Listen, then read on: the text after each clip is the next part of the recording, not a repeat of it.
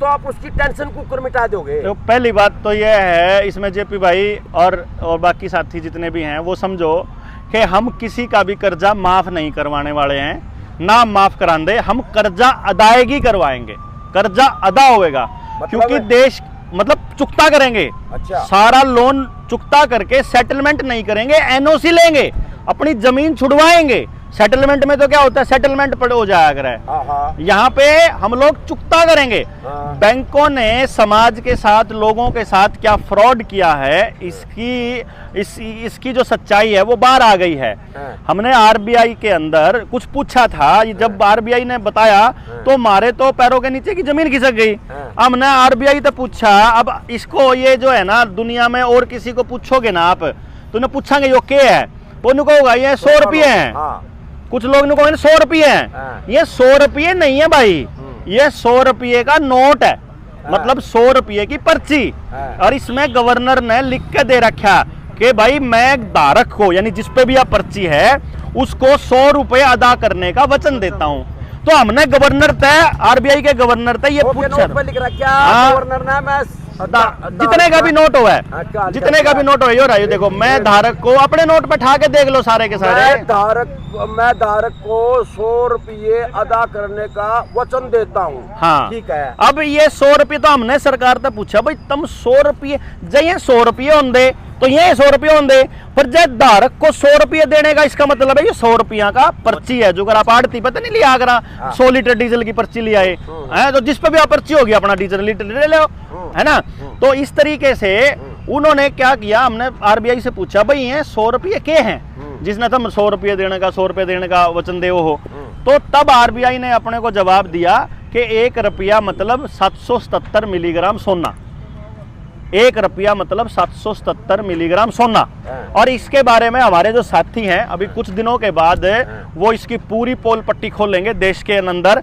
जिस दिन 1 लाख लोग समझे हुए हमारे पास हो गए पूरे देश में, उस दिन हम ये पूरी सच्चाई दुनिया के सामने बड़े प्लेटफॉर्म से लेकर के आएंगे। फिलहाल के लिए हम क्या कर रहे हैं, लोगों को सिर्फ बता रहे हैं कि आप लोगों के साथ हो रहा है फ्रॉड। फ्रॉड कैसे हो रहा है ये समझो।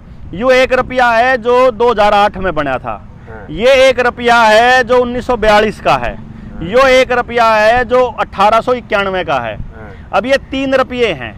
अगर इन 3 रुपया ने, यो कागज का रुपया, अगर मैं इन 3 रुपयों को लेके जाता हूं बैंक में, मतलब क्योंकि चक्कर क्या हुआ, जस्टिस ए.के. पंथा और योगेश्वर सिंह की एक खंडपीठ थी, जो खंडपीठ पे एक बेंच के पास हमारे साथी ने ले जा करके वहाँ उनकी टेबल पे रख दिया, उनके वहाँ डेस्क के ऊपर, कि जी साहब न्यू बता दो इनमें असली रुपया कौन सा है।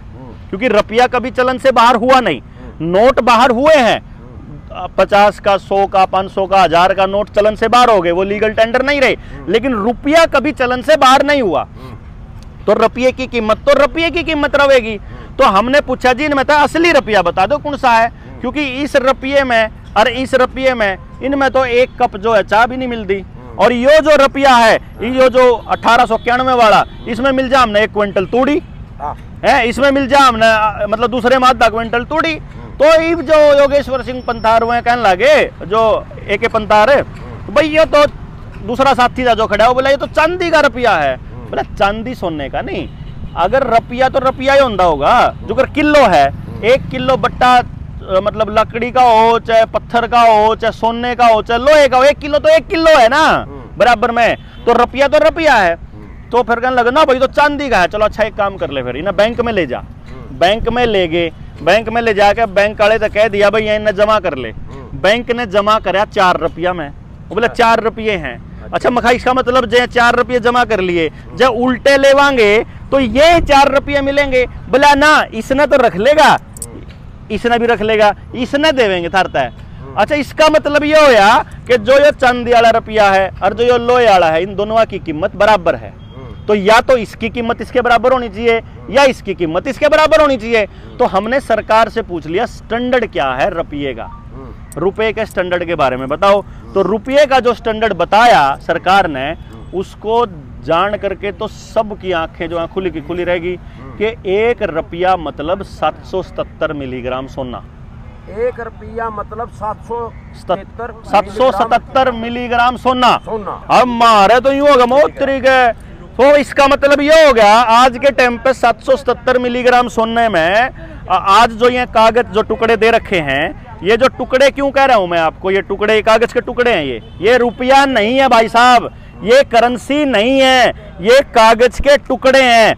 असली करेंसी होया करती वह जो आपने अगर नोटिस करा हो 1968 से पहले एक नोट आया करता, जो हमारे पास वो नोट पड़ा हुआ है और उसकी फोटो हमने खींच के रखी हुई, क्योंकि बार बार खोलने निकालने तो टूट जा पाट जाओ, जिसने चाहिए तो हम लाइव भी दिखा देंगे। ये 10 का नोट आपने देखा होगा पहले कभी अपने पास ना, ये 10 का नोट ना। इस 10 के नोट की खासियत क्या है, इसको आप दोबारा से बैक जाके देख लियो इन्हें रोक के, ताकि आपको पता चल जाए इस 10 के नोट की खासियत क्या है। इसके अंदर क्या लिखा हुआ है, इसमें लिखा है आई प्रॉमिस टू पे द बियरर ऑन डिमांड। इसमें ऑन डिमांड लिखा हुआ है, द सम ऑफ 10 रुपीज, और नीचे लिखा हुआ है at any office of issue. मतलब क्या है, जैसे इस नोट पे लिखा है ऑन डिमांड नहीं है और at any office of issue नहीं है, तो इसका मतलब क्या है कि अगर जय हम भाई इसके बदले में अपने को गवर्नर 100 रुपये देगा, इसके बदले में 100 रुपये देगा, कहाँ देगा, कड़ा जाके लेवा और कौन लेवेगा और कद ले सका। हाँ, उस नोट पे लिख रहा था कदे भी ले और at any office of issue, यानी किसी भी बैंक में जाके ले लो, ऑफिस ऑफ इशू मतलब बैंक। तो फिर हमारा न्यू होया कि भाई नहीं हो एफिडेविट क्यों चेंज कर दिया। आप तो वकील साहब हो जेपी भाई, एफिडेविट बदल सको क्या आप अपना, किसी और का बदल सको। हमने सरकार से पूछा एफिडेविट बदल सका, हाँ, और जो गवर्नर का एफिडेविट बदला इसका क्या होगा, आजीवन कारावास। जो कोई गलत नोट में ट्रेडिंग कर रहे हो तो क्या होगा, आजीवन कारावास। तो फिर इसका मतलब तो जो ये बैंक कर रहे हैं देश के लोगों के साथ, ये तो फ्रॉड है। हाँ, हमने बैंक भी आपके सामने, हाँ, तो हमने बैंकों को हमने क्या करा, बैंकों को वो दिया एप्लीकेशन लिखी हमने, भाई मान वैध रुपए के दस्तावेज दे दो, ये तो अवैध रुपया है क्योंकि आपने एफिडेविट चेंज कर दिया, तो हमको वैध रुपया दो, लीगल रुपया कितना है क्या है। तो जब बैंकों ने उसका जवाब दिया, हमारे पे तो जवाब नहीं। फिर हमने आरबीआई को लिखा, आरबीआई के आर्काइव में, एक दिल्ली में है एक पुणे में है, मैं भी गया हूँ पुणे के आर्काइव में। जब वहाँ आरबीआई की आर्काइव में जाकर जब हमने दस्तावेज खंगाले तो वहाँ से निकल के आया कि 1 रुपये की वाकई में वैल्यू 777 मिलीग्राम है, अभी भी आधिकारिक और कानूनी रूप से। फिर हमने बैंकों से हिसाब लेना शुरू करा, जय किसी का 5 रुपये का लोन है तो वो 1 वैध रुपये में उतारा जा सकता है, समझ लेना इसको, वैध रुपये में, क्योंकि ये तो अवैध है रुपया। तो हमने जब बैंकों के खिलाफ एफआईआर करानी शुरू करी तो बैंकों में भगदड़ मच गई कि ये तो 5,000 रुपये का लोन 1 रुपये में उतरा है, 50,000 का लोन 10 रुपया में उतरा है, और 5 लाख का लोन 100 रुपया में उतरा है आज के टाइम पे, आज के सोने की वैल्यू के हिसाब से। तो फिर हमारा समझ में आई कि बैंक तो जो है लाखों करोड़ों रुपया जो है देश के लोगों का डकार गए, सारा सोना लूट लिया, सारी जमीनें लूट ली हैं, फिर भी विदेश भाग रहे हैं। हाँ, तो वो लोग भाग रहे ना, परेशान, वो अमीर लोग भाग रहे हैं, वो रुपए कर्जे में दब के नहीं भाग रहे, वो अपनी ऐश परस्ती में मौज मस्ती में भाग रहे, उनको भगाया जा रहा है, अपने देश का रुपया बाहर भेजा जा रहा है जानबूझकर। क्योंकि अभी भी आपको शायद पता नहीं है, आरबीआई प्राइवेट कंपनी है और आरबीआई इस टाइम भी जो बैंक ऑफ इंग्लैंड है उसके अंतर्गत काम करने वाली प्राइवेट संस्था है, और वो इजराइलियों की है, उन इजराइलियों की जिन्होंने गांव के अंदर निर्मल सरोवर के नाम के बोर्ड लगाए हैं, उन इजराइलियों के जो इंडो इजराइल प्रोजेक्ट के तहत गांव में घुस करके सारी जमीनों को कब्जा करने वाले हैं। यानी अब उन इजराइलियों को अब ईस्ट इंडिया कंपनी नहीं भेजनी है इंडिया में, यहाँ अपने देश में ही गद्दार हैं जो नेता बने बैठे हैं, उनकी मदद से अब देश के लोगों की जमीनें हथियाने का खेल चल पड़ा है। कानून बदल के नए नए कानून ला के ये खेल चालू हो रहा है। तो अभी हमने एक मुहिम शुरू करी है कि जिस भी भाई का इतना लोन हो गया और उस पर चुकता ना हो रहा और सारे रास्ते बंद हो लिए, ना कोर्ट सुनता, ना बीआरटी सुनता, ना कोई बैंक सुनता, ना मैनेजर सुनता, और कोई नहीं सुनता, और वही बैंक का नोटिस आ लिया हो, भाई तेरी जमीन महीने भीतर कुड़की होने वाली है, तेरा मकान कुड़की होने वाला है। अपने जिले के जो हमारे जनता सरकार मोर्चा के साथी है उससे मिल लो, वो आपको कागज के दस्तावेज दे देगा, उस पर फोन कर लो। या तो करनाल जिले का फोन नंबर बताइए। करनाल जिले का भाई वीर सिंह का 98 96 98 24 28 98 96 98 24 28 नाम वीर सिंह नाम है भाई। ये नंबर जारी कर दिया है, फोन के बजाय व्हाट्सएप करियो, ज्यादा बढ़िया रहेगा। और व्हाट्सएप भी कुछ नहीं करना, ना अपनी मजबूरी बताने की जरूरत, ना अपना कोई एक्सप्लेन करने की जरूरत, हाँ। सिर्फ दो चीज भेजनी है आपने। क्या चीज जो भेजनी? लोन लिया था उस लोन अकाउंट की statement PDF loan PDF account बना के भेजियो भाई। वो आगे टेंडे फोटो खींच के भेजोगे तो कोई जवाब नहीं आएगा आपके पास। पीडीएफ बना के भेजो साहब सी लोन अकाउंट की स्टेटमेंट हाँ। और बैंक का नोटिस, बस ये दो चीज व्हाट्सएप कर दो, आपके कागज तैयार करके हम दे देंगे। जमीन नीलाम होने देंगे 1 इंच भी, किसी के भी घर ने बेघर, किसी ने भी बेघर नहीं होने देंगे और सारा लोन चुकता करेंगे आप। चलो ये है, भैया दिखा रहा हूँ मैं, देवेंद्र बुलारा चैनल के साथ कह रहा है कि ये देखो एक और चीज दिखाऊं आप। तो ये नंबर जारी कर दिया है, पीडीएफ बनाकर ना वो भेज दें और उसके बाद डॉक्यूमेंट भेज दें, उसकी टेंशन मुक्त कर देंगे।